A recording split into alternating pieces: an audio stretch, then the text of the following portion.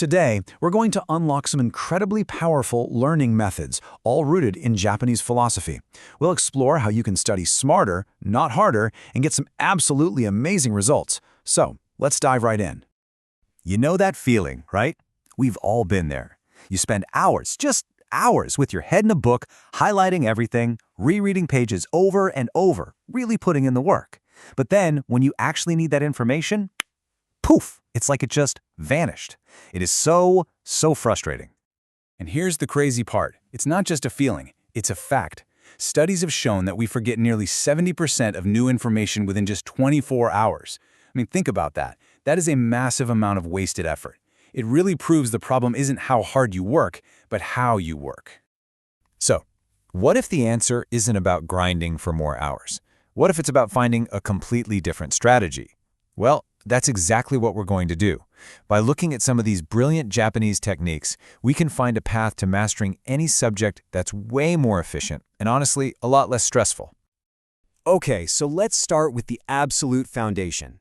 Before you use any technique, you need the right mindset. And that brings us to our very first concept, Kaizen, the art of continuous improvement.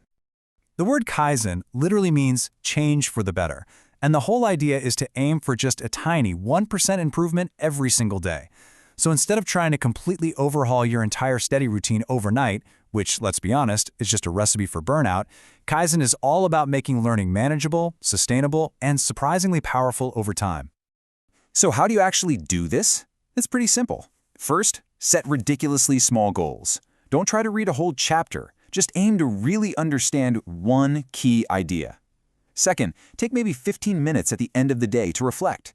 Just ask yourself, what went well today, and what could be just 1% better tomorrow? And finally, track these small wins. Seriously, write them down. Seeing that progress, no matter how tiny, builds an incredible amount of momentum. All right, so with that Kaizen mindset locked in, now we can look at some fantastic tools for managing what you do and when you do it. These next two techniques are all about bringing some calm, cool order to the chaos of your to-do list. Now, fun fact, this technique was actually developed in Italy, but it's been so widely embraced in Japan because it just aligns perfectly with this principle of focus work. Think of the Pomodoro as your best weapon against burnout. It works because it respects your brain's limits. See, intense focus is a finite resource, and these little built-in breaks stop you from getting mentally tired and actually help you remember what you just learned. And the process is just beautiful in its simplicity. You pick one task, just one. You set a timer for 25 minutes, and you give it your absolute undivided attention. No phone, no other tabs. When that timer goes off, you take a 5-minute break. Get up, stretch, grab some water. After you've done 4 of these cycles, you've earned a longer break, maybe 15 to 30 minutes. It's a rhythm that keeps you sharp and totally engaged. Okay, so we've managed our time with Pomodoro. Now let's manage our tasks with Kanban. This system was actually born in Toyota's super efficient factories, and it is a brilliant way to visualize your workflow so that nothing, and I mean nothing, falls through the cracks.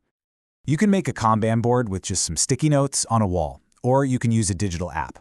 All you do is make 3 columns: to do, in progress, and done. And trust me, the simple act of physically moving a task from one column to the next gives you this clear, super satisfying visual of your progress. It helps you see exactly what you need to focus on next while also celebrating everything you've already accomplished. Okay, we've got our mindset, we've got our workflow sorted. Now let's talk about what is truly the superpower of the 21st century: focus. These next techniques are all designed to help you shut out the noise and achieve that deep, meaningful concentration. This is Shuchu Ryoku, or concentration power. It's basically the philosophical opposite of multitasking. It's the practice of dedicating your full, complete attention to one single thing. In a world that is constantly pulling us in a million different directions, doing just one thing at a time is a truly revolutionary act. And the science on this is crystal clear. A study from Stanford University found that multitasking can slash your productivity by up to 40%. We think we're being so efficient, but what we're actually doing is just switching between tasks very poorly, and the quality of our work really suffers for it. So, how do we build this concentration power? First, you have to create a fortress of focus. That means your phone is on silent and out of sight, and all those unnecessary browser tabs are closed. Then build a little ritual. Maybe you always study at the same desk, or use the same pen, or listen to the same instrumental music. These little cues train your brain that when this ritual happens, it's go time. It's time to concentrate. But listen, all this amazing focus doesn't mean a thing if you can't actually remember what you've learned, right? So this next section is all about hacking your memory to make sure that information actually sticks around for the long haul. Let's talk about the huge difference between passive and active learning. Things like rereading your notes or highlighting text, they feel productive, but they're passive. Your brain is kind of just coasting. Active recall, on the other hand, forces your brain to pull information out of storage.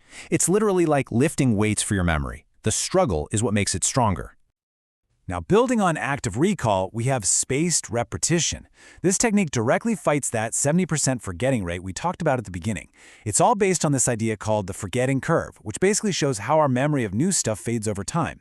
Spaced repetition works by having you review information at the exact moment your brain is about to forget it. It's like you're resetting the curve and making that memory stronger each time.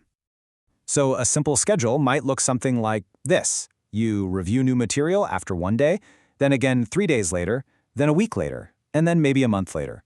By spacing out your reviews this way, you're working with your brain's natural rhythm instead of against it, and it makes remembering things feel almost effortless. And that brings us to the final and maybe the most crucial piece of this whole puzzle.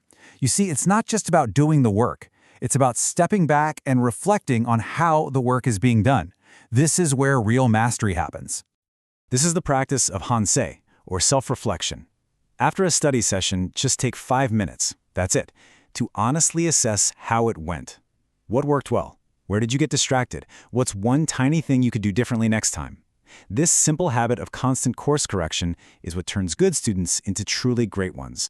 And underneath all of these techniques, Kaizen, Pomodoro, Hansei, there's this powerful cultural spirit known as Gambaru. It's a word that means doing your absolute best, persevering when things get tough, and committing yourself fully to a task until it's done. It's the engine that drives this whole idea of continuous improvement. And that is the key takeaway here. None of this is about being a perfect student from day one. It's all about embracing the process. The real goal isn't some flawless performance. It's the commitment to just getting a little bit better every single day. So, I'll leave you with this question to think about. As you go about the rest of your day, just ask yourself, what is one small, tiny thing I can do to improve my learning process? What's my 1%? Because that small step is where the entire journey to studying smarter truly begins.